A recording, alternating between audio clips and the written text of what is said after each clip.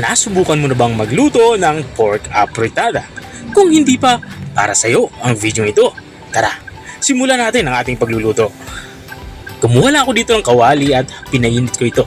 At nang uminit na ay nilagyan ko na ito ng mantika. At nang uminit na nga ang mantika ay magsimula na tayo magisa. Unang inilagay ko nga itong ating bawang. Ang ginawa ko nga dito sa ating bawang ay pinitpit ko lang to sa kahiniwa.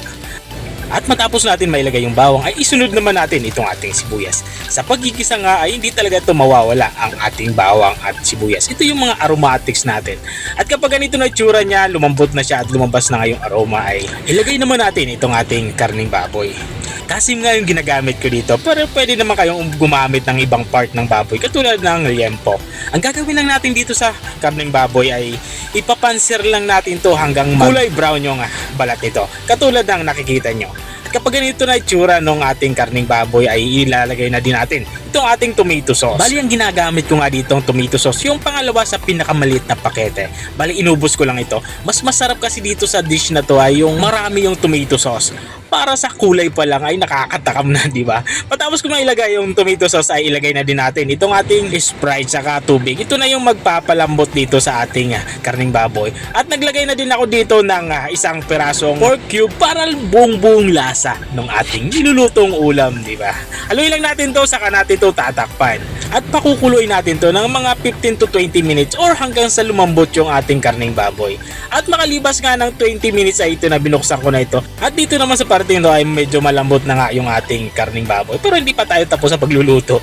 Lagay na natin yung ating iba pang panghalo. Inilagay ko na nga yung ating patatas at paglalagay na din ako dito ng carrots. At kung nanonood ka pa rin hanggang dito sa parte ng aking video, ibig sabihin nag-enjoy ka. Baka pwede mo na may comment kung taga saan ka para alam ko kung hanggang saan umabot ang aking video. At matapos ko nga mailagay yung ating carrots at patatas ay pakuluin muna natin ito ng mga 10 minutes para maluto naman itong ating inilagay na gulay. At habang nga tayo ay nagpapatuloy sa ating pagluluto, gusto ko lang shoutout ang mga masusugid nating taga-subaybay. Big shoutout ka kay Ma'am Saidea ng Quezon City, Batasan Hills. Shoutout din kay Ma'am Ases Selo ng Saudi Arabia. Sabi niya, pa-shoutout naman daw sa susunod na vlog. At shoutout din kay Sir DS Fantastic ng Pagsanghan Laguna. At maraming salamat din sa mga walang saawang nanunood at sumusubaybay dito sa aking channel.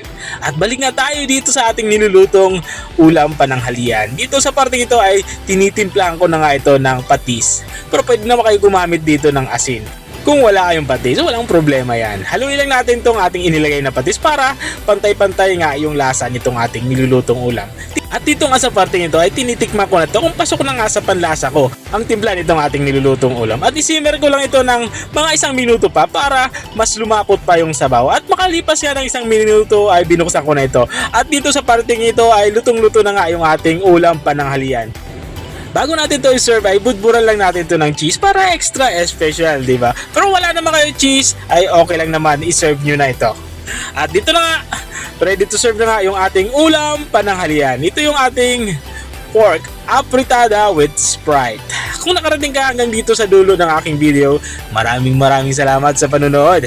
Kung nagustuhan mo naman tong bago nating ulam recipe ibinagi ngayong araw, pwede mo naman to i-share o siya. Hanggang dito na lang ako.